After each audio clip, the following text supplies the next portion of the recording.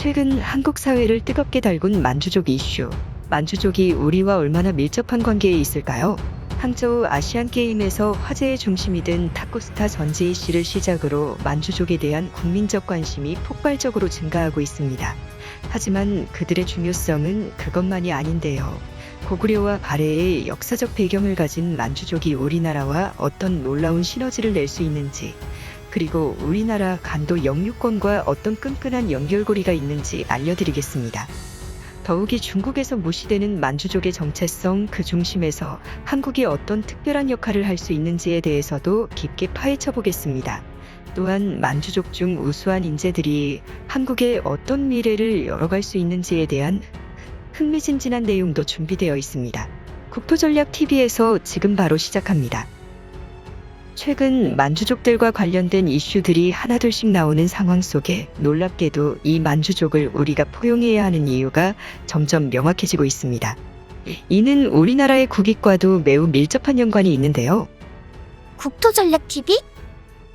2023년 중국에서 개최된 항저우 아시안게임에서 만주족의 보물과도 같았던 탁구스타 전지희 씨가 대한민국에 귀화하여 최고의 성적을 얻었을 뿐 아니라 전국민적인 사랑을 동시에 받기 시작하면서 만주족에 대한 국민적 관심이 크게 올라가고 있습니다. 대체로 만주족에 대해 약간 고귀한 혈통 같다, 또 뭔가 예절이 있어 보인다, 기품이 있어 보인다, 뭔가 다른 중국인들과는 달리 한국인들과 친숙한 친척과 같다. 또 고구려의 음식인 맥적구이, 너비아니를 즐겨 먹는 것을 보아 한국과 음식 성향도 비슷하다라는 생각을 갖게 하며 많은 국민에게 친근하게 다가오고 있습니다. 그런데 우리나라가 만주족을 포용해야 하는, 또 만주족을 다른 사람들보다 좀 더 세밀하게 들여다봐야 하는 배경이 있습니다. 바로 고구려와 발해의 역사에서 기반한 민족적 동질감화에 힘을 합하여 어마어마한 시너지를 낼 수 있는 효과를 불러일으킬 수 있는 이들이 바로 만주족이기 때문입니다. 첫 번째, 하버드대 학자의 충격 분석. 만주족의 뿌리로 알려진 여진족, 거란족은 모두 고구려와 발해의 백성들이었습니다. 이들은 발해의 건국 세력으로서 두드러지며 고구려의 유민들과 함께 발해 제국을 건국하였습니다. 이들은 모두 기마민족이며 한민족과 몽골족을 연결하는 중간에 위치한 민족들입니다. 만주족과 한민족의 갈등과 충돌은 병자호란 그리고 정묘호란 두 차례의 침공 외에는 큰 충돌은 없었는데, 이를 두고 하버드대 석박사 출신이자 미국 브리검영 대학 한국학 교수 마크 피터슨 교수는 놀라운 분석을 내놓고 있습니다. 그의 우물밖의 개구리 유튜브 채널을 통해 한국은 생각보다 평화로운 역사라는 영상을 올리며 병자호란, 정묘호란에 대해서 다른 해석을 내놓고 있는 것입니다.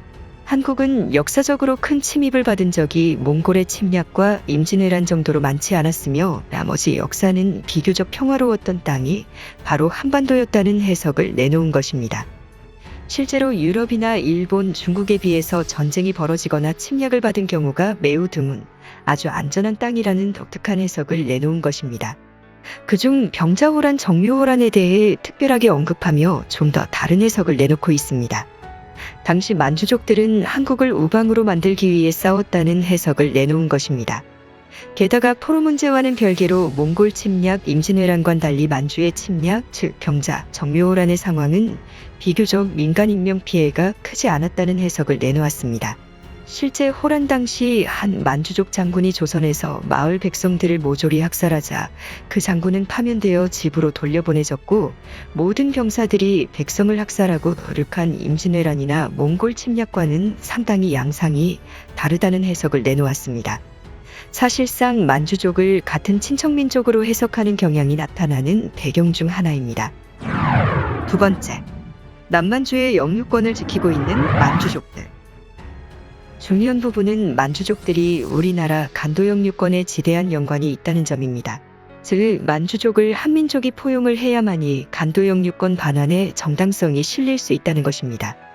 현재 만주족의 거주 분포 지역을 살펴보면 베이징 근교에 많은 인구가 살고 있고, 또 다른 집중적으로 높은 인구 비율을 보이며 거주하고 있는 지역은 유하인양 요동반도에서부터 압록강 북부 산악지역이 있습니다. 이 지역은 한국의 간도 영유권과 연관이 깊은 지역으로 볼 수 있습니다. 간도의 법력을 오늘날 조선족이 많이 거주하는 연변일대로 보는 시각, 남만주 전체로 보는 시각, 또 만주 전체로 보는 시각 세 가지 시각으로 나뉘는데 남만주 일대 요하 이남 지방을 기준으로 보게 된다면 많은 거주 인구가 만주족들인 것입니다. 즉 만주족을 우리 민족의 한 일파로 인식을 넓혀야 하는 배경이 되는 이유입니다. 만주족들을 우리 민족의 한 일파로 보게 될 경우 남만주 일대까지 우리 민족의 법력을 크게 넓힐 수 있는 기회가 될 수 있고, 이는 향후 간도 영유권 반환 문제에 있어서 큰 이슈로 작용할 수 있습니다. 이 때문에 각종 드라마 등을 통해 발해사, 고구려사 등을 연구할 때 여진족, 말갈족들에 대한 국민적 인식을 넓힐 수 있도록 해야 합니다. 세 번째, 만주족의 정체성을 지켜줄 유일한 나라 한국. 현재 중국 당국은 만주족의 역사를 존중하는 모습을 보이지 않는 것으로 보입니다.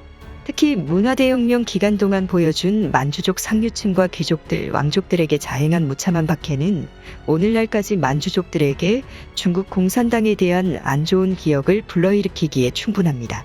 오늘날 많은 만주족들은 생계를 위해 한족과 동화되다시피 한 상황이지만 그들 스스로 고귀한 혈통, 즉 중국 대륙을 지배했던 기마민족의 혈통임을 자랑스럽게 생각하는 만주족들은 분명히 많고 겉으로 드러내지 못할 것으로 분석됩니다.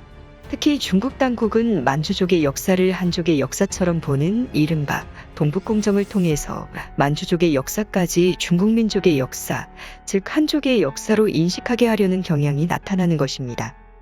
이는 몽골 제국을 자신들의 중국 역사로 보게 해서 이민족의 지배를 당했다는 상실감을 만회하려는 것으로 해석되며, 오늘날 여러 소수민족을 지배하는 중국 당국의 민족 통합 아젠다처럼 인식되고 있습니다.